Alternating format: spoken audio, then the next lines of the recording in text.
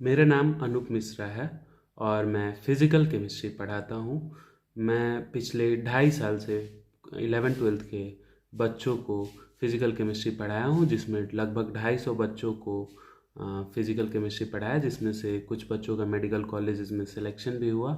मैं अपना YouTube channel भी चलाता हूँ जिसका नाम है मिडनाइट स्टडीज़, जिस पे मैं 10th क्लास की साइंस और 11th-12th की फ़िज़िकल केमिस्ट्री की वीडियोज़ अपलोड करता हूँ। और पिछले कुछ दिनों में मैं उस पर एक्टिव हुआ हूँ यूट्यूब पे, और लगभग 300 सब्सक्राइबर्स हैं मेरे यूट्यूब चैनल पे। और मैंने अपनी पढ़ाई मंगलायतन यूनिवर्सिटी से की है, बैचलर्स इन फार्मास्यूटिकल। उससे पहले मैं कोटा में रह के मेडिकल की तैयारी कर रहा था। 11th-12th की पढ़ाई भी मैंने वहीं से की है, Allen Kota, Allen career institute. और वहाँ पे मुझे टीचिंग में बहुत इंटरेस्ट हुआ। फिर मैंने बी फार्मा सोचा, और फार्मेसी के बाद मैं केमिस्ट्री को पढ़ाने के लिए परस्यू किया। लगभग 2.5 साल मैंने एक छोटे से इंस्टीट्यूट, जहाँ पे लगभग 2.5 सालों में मैंने अलग अलग 11th-12th के बच्चों को फिज़िकल केमिस्ट्री और केमिस्ट्री के बाकी सब्जेक्ट्स को भी पढ़ाया।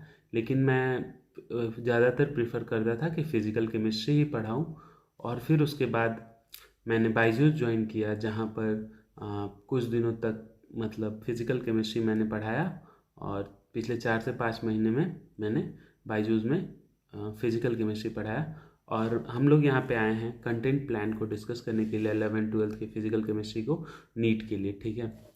तो देखिए, 11th-12th में कुल लगभग 13 चैप्टर्स हैं। लगभग क्या, 13 ही चैप्टर्स हैं, जिसमें अब सबसे पहले हम लोगों को 11th के एक चैप्टर फिजिकल केमिस्ट्री के 11th के एक चैप्टर, जो कि some basic concept of chemistry है, बहुत इंपॉर्टेंट है। इसका रिलेशन हर टॉपिक में आता है, ठीक है। जिसमें मोल कॉन्सेप्ट्स भी है, तो मोल कॉन्सेप्ट है। उसके बाद एटॉमिक स्ट्रक्चर पढ़ना है हम लोगों को, जिसमें PYQ बहुत इंपॉर्टेंट होंगे, क्योंकि इससे 3 से 4 क्वेश्चन हर साल नीट में आ जाते हैं। 3 से 4 क्वेश्चन इस चैप्टर से आ जाते हैं, क्योंकि फिज़िक्स में भी एटॉमिक स्ट्रक्चर आता है, उसी वजह से हमें इसको थोड़ा एक्स्ट्रा टाइम देना चाहिए। उसके बाद केमिकल इक्विलिब्रियम है। उसके बाद आयनिक इक्विलिब्रियम है। इन दोनों चैप्टर से मिला करके हर साल एक या दो क्वेश्चंस रहते हैं, ठीक है। या फिर कभी कभी किसी चैप्टर से आया, किसी और चैप्टर से, केमिकल इक्विलिब्रियम से आया, आयनिक से नहीं आया, या फिर आयनिक से आया और केमिकल से नहीं आया, तो ऐसा भी हो जाता है। फिजिकल और एनर्जेटिक्स मिला करके 1 से लेकर के 4 क्वेश्चंस तक आ जाते हैं। एनर्जेटिक्स एक तरह से थर्मोडाइनमिक्स का ही पार्ट है। थर्मोडाइनमिक्स और फिजिकल मिला करके हम लोग 8 घंटे टोटल देंगे, जिसमें मेन फोकस हमारा होगा प्रीवियस ईयर क्वेश्चंस पे, ठीक है। उसके बाद रिडॉक्स रिएक्शंस पढ़ेंगे। रिडॉक्स रिएक्शन में रिएक्शंस को बैलेंस करना पढ़ेंगे, ऑक्सीडेशन देखेंगे, ऑक्सीडेशन नंबर देखेंगे। और ये भी चैप्टर बहुत इंपॉर्टेंट है, इससे 2 या 3 क्वेश्चन हर साल आते हैं नीट में, ठीक है। और बिहेवियर ऑफ गैसेस से कभी आते हैं और कभी नहीं आते हैं, तो इसको 0 से 1 क्वेश्चंस लेके चलते हैं। और इसमें 1 घंटे का ये टॉपिक है, मैक्सिमम 1 घंटे का। और उसमें कुछ इंपॉर्टेंट क्वेश्चंस भी करेंगे हम लोग 1 घंटे, ठीक है, जो कि आ सकते हैं या फिर प्रीवियस ईयर में आए हुए हैं, ठीक है, नीट के एग्जाम्स में। उसके बाद हमारा है केमिकल काइनेटिक्स, और केमिकल काइनेटिक्स को मैंने दिया है 8 घंटे। उससे पहले सॉलिड स्टेट्स, जिसको मैंने 6 घंटे और 1 घंटा अलग से प्रीवियस ईयर क्वेश्चंस के लिए। उसके बाद 8 आवर्स दिया है केमिकल काइनेटिक्स में। केमिकल काइनेटिक्स में हम लोग पढ़ेंगे रेट ऑफ रिएक्शन, रिएक्शन कितनी स्पीड से होता है, ऑर्डर ऑफ रिएक्शन पढ़ेंगे, ठीक है। उसके बाद सॉल्यूशन है। इस सॉल्यूशन में कंसंट्रेशन टर्म्स आएंगे, उन कंसंट्रेशन टर्म्स के बीच के रिलेशन को देखेंगे, और टाइप्स ऑफ सॉल्यूशंस देखेंगे, ठीक है। अच्छा, इलेक्ट्रोकेमिस्ट्री पढ़ेंगे उसके बाद 7 घंटे, ठीक है। ताकि इलेक्ट्रोकेमिस्ट्री बहुत बड़ा चैप्टर है, लेकिन इससे क्वेश्चन जो है एक या दो क्वेश्चंस आते हैं, कभी कभी 3 आए हुए हैं 1 या 2 बार, ठीक है। तो और सॉल्यूशन से हमेशा 1 क्वेश्चन तो फिक्स है, और 2 भी आ सकता है। केमिकल काइनेटिक्स से 1 क्वेश्चन हमेशा आता है, हर साल आता है 1 क्वेश्चन। सॉलिड स्टेट का भी 1 क्वेश्चन हर साल आता है। और सरफेस केमिस्ट्री से 1 क्वेश्चन फिक्स है। सरफेस केमिस्ट्री में मेनली थ्योरी है, केमियोजॉर्प्शन, एब्जॉर्प्शन, एडजॉर्प्शन, ठीक है। उसके बाद मैंने 15 घंटे का एक प्रैक्टिस सेशन रखा है, जो कि पर डे लगभग 200 क्वेश्चंस, 100 या 200 क्वेश्चंस करके ऐसे करके 1000 क्वेश्चंस हम लोग फिजिकल केमिस्ट्री के इंपॉर्टेंट क्वेश्चंस को प्रैक्टिस करेंगे, क्योंकि practice makes a man and women perfect. Okay, तो आइए कुछ हम लोग पढ़ते भी हैं, some basic concepts of chemistry को पढ़ते हैं। ठीक है, हाँ, तो chemistry deals with the composition, structure and properties of matter. What is chemistry? Chemistry deals with the composition, structure and properties of a matter. ठीक है, तो ये सारी चीज कंपोजिशन, स्ट्रक्चर और प्रॉपर्टीज किसी भी मैटर के पढ़ते हैं हम लोग। किस सब्जेक्ट में पढ़ते हैं? केमिस्ट्री में पढ़ते हैं। मैटर क्या होता है? Anything that occupy space and have mass are called matter. ठीक है, जो भी चीज जिसके पास मास है, स्पेस ऑक्यूपाई करता है, उसको हम लोग क्या बोल देते हैं? मैटर बोल देते हैं, मैटर बोल देते हैं। ठीक है, मैटर को दो पार्ट में क्लासिफाई किया जाता है, फिजिकल और केमिकल। फिजिकल और केमिकल में क्लासिफाई किया जाता है। अच्छा, फिजिकल यानी कि फिजिकल स्टेट के बेसिस पे मैटर को क्लासिफाई किया जाता है, solid, liquid, gas. Solid, liquid, gas. एक चीज पता है ना आप लोगों को, लिक्विड को अगर हम लोग ग्लास में रख दिया जाए तो ग्लास के शेप का हो जाएगा लिक्विड, बॉटल में रख दिया जाए तो बॉटल के शेप का हो जाएगा। तो लिक्विड जो होता है उसका शेप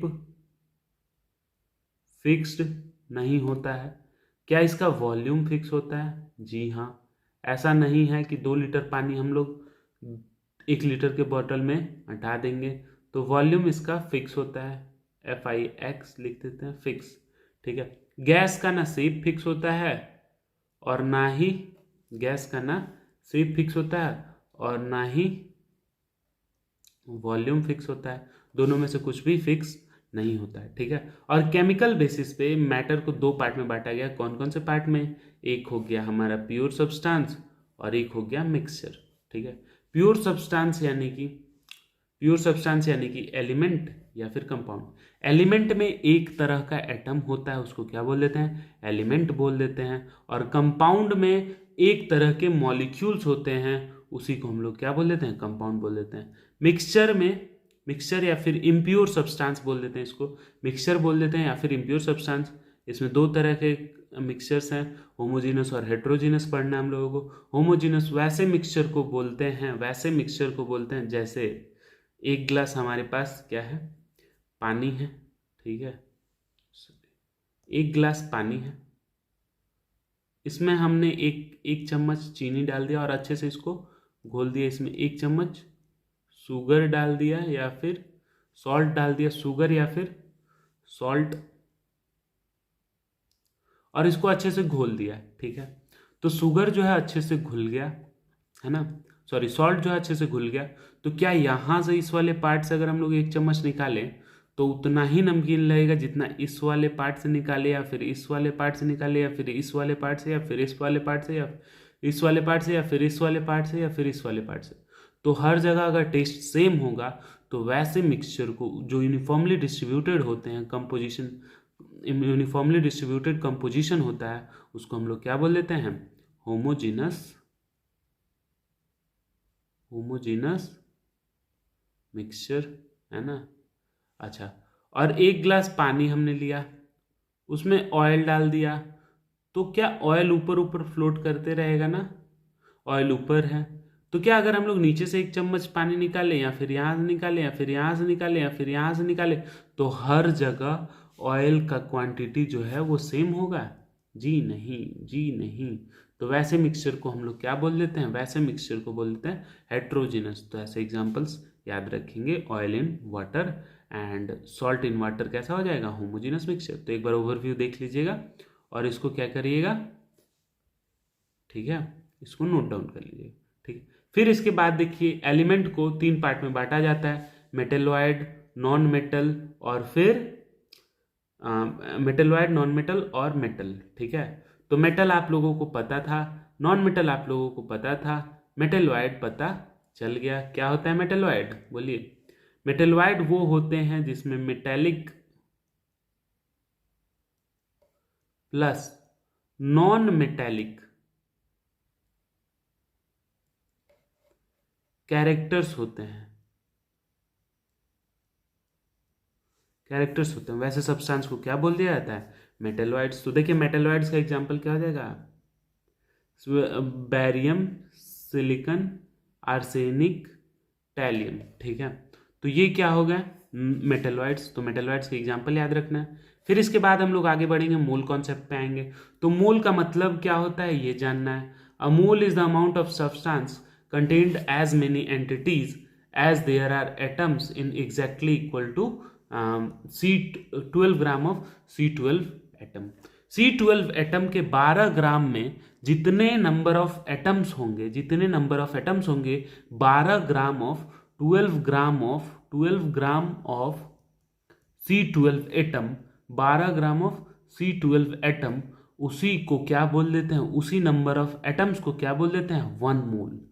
ठीक है, तो अब हम लोग कैलकुलेट करेंगे कि 12 ग्राम कार्बन में कितने नंबर ऑफ कार्बन एटम्स होते हैं। तो देखिए, मास स्पेक्ट्रोमीटर से कैलकुलेट किया गया कि एक कार्बन 12 एटम का मास कितना होता है। तो वहां पे आया, मास स्पेक्ट्रोमीटर को यूज करके बताया गया 1.992648 into 10 to the power -23 gram. ठीक है, we know that mass of 1 mole of carbon 12 atom is 12 gram per mole होता है। ठीक है, मोलर मास कितना होता है, 12 ग्राम पर मोल होता है कार्बन का। अगर C12 number of C12 atoms in 1 मोल निकालना है तो हम लोग क्या कर देंगे, टोटल मास को एक कार्बन के एटम के मास से डिवाइड करेंगे तो हमारे पास वैल्यू आ जाएगा 6.022 into 10 to the power 23 atoms हो जाएगा। ठीक है,